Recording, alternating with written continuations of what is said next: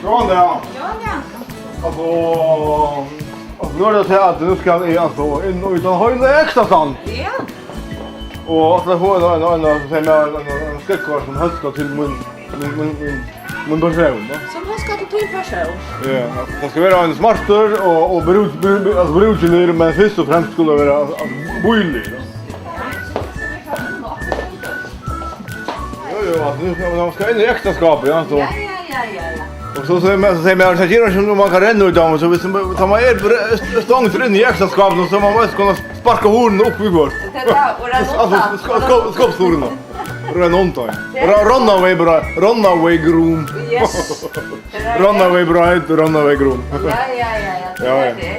Ska vi börja ut och börja ända då? Ja, alltså börja bulländan och ända bulländan. Och ända här ösna. Ja, det är inte med som Oslo pengar och så.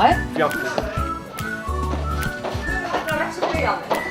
Alltså det får ju nog mycket av det. Gå snägt procent taga till så alltså gå snägt med MG. Jag hejer det bara ut. MG är 100 kronor och tid taga sån säg alltså vi ut ner i Neiva morgon 35 kronor. Nu hör du studerat. Och jag ska ha 500. Jag har inte otroligt att handelsmän är det omoral. Grekiska mytologin allt det här är godtron för svik och svindel och handelskap. Det är det samma godtron. Så det snurrar sig allt om det samma om man snutar på. Det är extra trångt ju.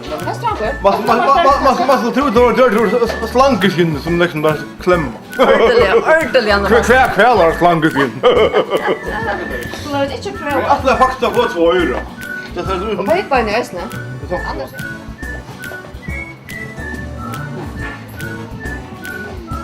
Här var så det gick bara inne.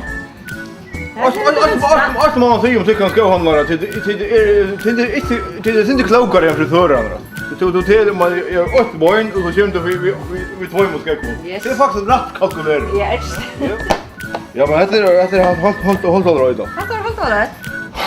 500 kronor är stora pengar det där och vrittla kostar jag heter vita att tvattla och blopper och fjatt och fjat. Det är så feminin terror. Och så ska jag kunna dra det. Men lugna mig inte. Men är det så att det stoppar där ute?